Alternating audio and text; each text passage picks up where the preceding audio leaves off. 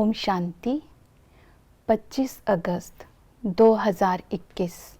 आज की मुरली में बाबा को जो भी संबंध है उन संबंधों में से आज रूहानी माँ का संबंध लेकर के याद करेंगे।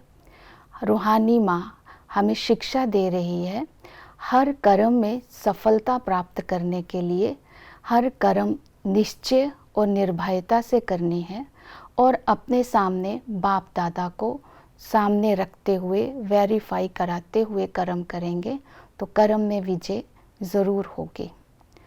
आज की मुरली में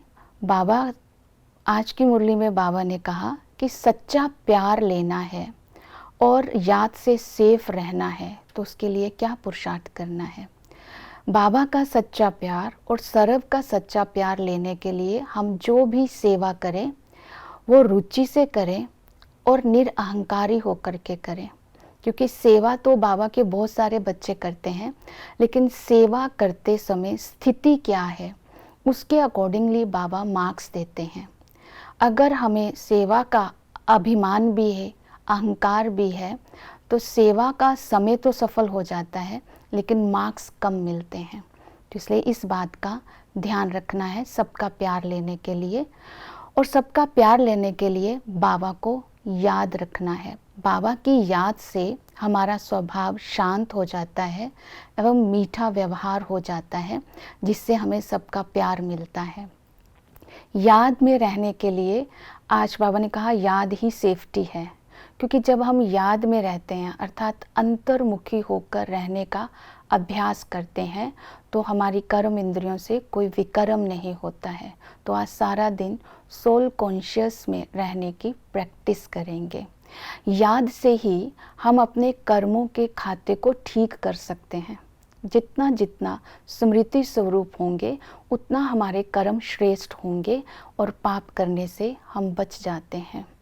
तो याद से ही हमें खुशी रहती है और याद से ही हम दूसरों को सुख दे सकते हैं। तो आज याद की यात्रा में रहना है और दूसरों को याद कराना है। दूसरा पॉइंट लेंगे कि हमारा चेहरा खुशी से खिला रहे।